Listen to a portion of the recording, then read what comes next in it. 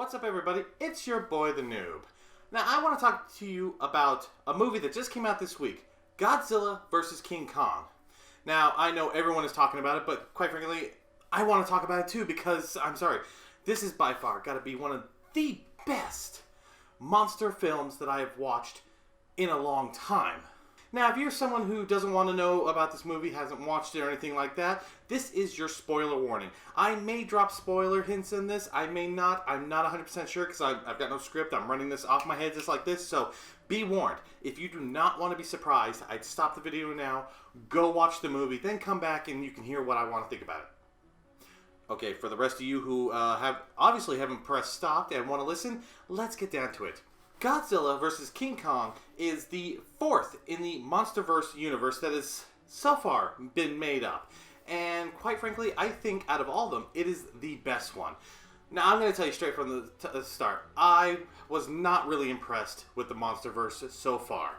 You had the first Godzilla, which I think was 2014, if I remember correctly. And I'm sorry, there was what? Maybe 20 minutes of Godzilla and the rest was humans? That's not what I came there for. I really didn't see King Kong because I don't give a crap about the monkey. I really don't. I've never been a fan of King Kong. I've never really been impressed, so I ignored it. I'm going to go back eventually, but I just didn't see it.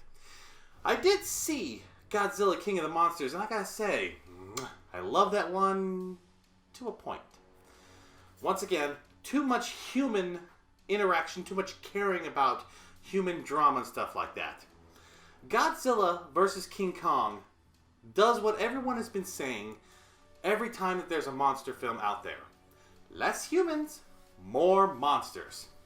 And even when this movie had humans in it, it wasn't about their lives. It wasn't about any relationship. It wasn't about any, backstabbing stories, blah, blah, blah. It had to do with whatever they were doing had to deal with the monsters. And that's how it should have been. Now, Godzilla and King Kong, two alpha males, and the whole point of this movie is something's pissing off Godzilla. They're the people who are taking care of Kong are trying to get him somewhere safe because they know Godzilla's going to kill him, and the shit hits the fan. The sea battle that you see in the trailer where they're on the ships, the first fight between Godzilla and King Kong, I'm sorry, loved it. And I hate to say it, Monkey got his ass kicked. He did.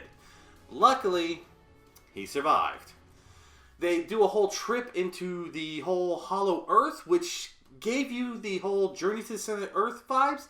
And I gotta say, I love the design of the Hollow Earth, the way it looks, the creatures that are there. It wasn't just, all the creatures that we've seen. No, they even had, different ones, little crab-looking things or snakes, Kong proving that he's the mightiest once he gets down there. And Godzilla's chilling in the water, going around, but every time something happens, he goes onto, landmass and basically just fucks up a city.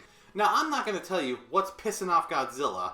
That's going to be kind of a spoiler that leads into the final battle of that, but I gotta say, I loved it. Now, the one thing I will say is there was this TikTok video that was going on for a while, and the funny thing about it was this was made as a joke, but it basically gave you the final battle of the movie, which I thought was fucking hilarious. The other thing that I did like about this was some of these fight scenes that between Godzilla and King Kong and maybe some other monsters, it kind of felt like the old Toho battles, from when the Godzilla was done by a person in a suit, or King Kong was done by a person in a suit.